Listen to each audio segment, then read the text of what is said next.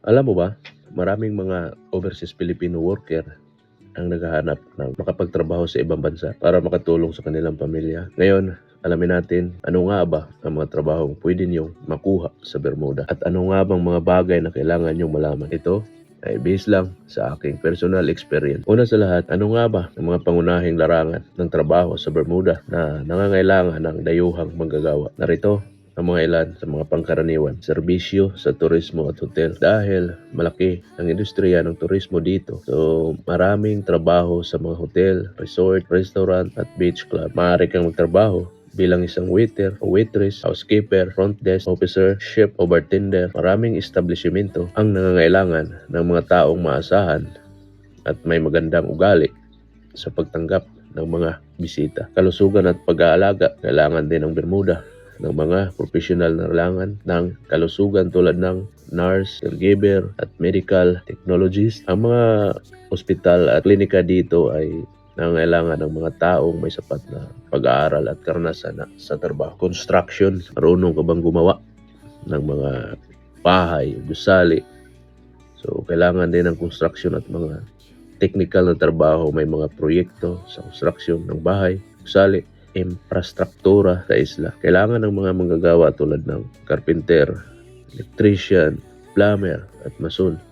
Mahalaga na mayroon bang sapat na karanasan at lisensya para sa ganitong trabaho.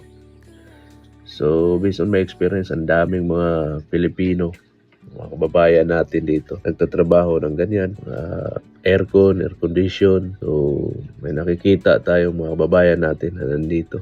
Yun yung mga skills nila.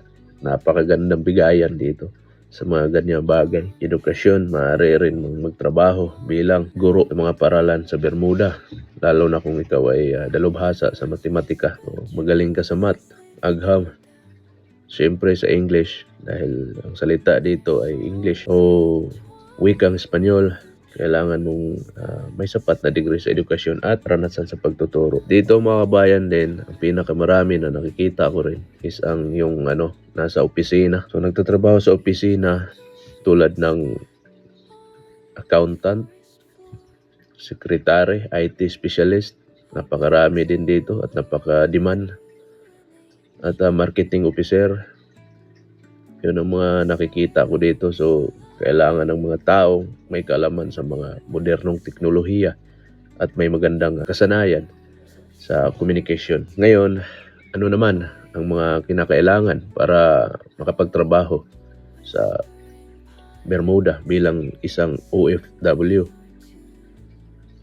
So, kailangan mong may job offer mula sa isang kumpanya o employer sa Bermuda. So, sila ang mag-apply ng work permit mo para sa inyo. Hindi ka makapag-apply ng mag-isa na walang job offer. So, pag nag-apply kayo at may employer na kayo at natanggap kayo, so sila lang ang pwedeng mag-apply sa work permit mo. And then, siguro, yung time ko kasi, napakabilis, within 2 weeks na apply nila kaagad sa akin. At ngayon, sabi, it depends on the company na may mga nag-a-apply din sila pero yung permit daw nila is abutin ng 3 weeks to 6 weeks. So, malaki ang pinagkaiba. Since 2022 ako napunta rito. Medyo maluwag pa at ngayon mahigpit na. At kailangan mo na rin may mga bagay kang ipasa doon sa immigration. So mga kailangan mong ipakita na mayroon kang sapat na kasanayan, education at karanasan para sa trabahong ibinibigay sa iyo. At kailangan mo rin dumaan sa medical, pagsusuri para patunayan na ikaw ay malusog at hindi magdala ng anumang sakit sa island.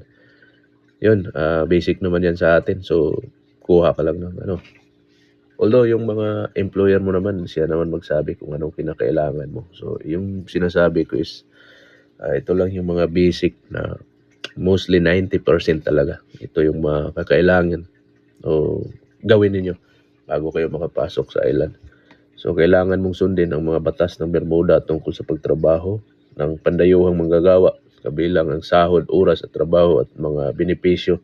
So hindi pa nakakalam, I-share ko lang sa inyo mga kababayan.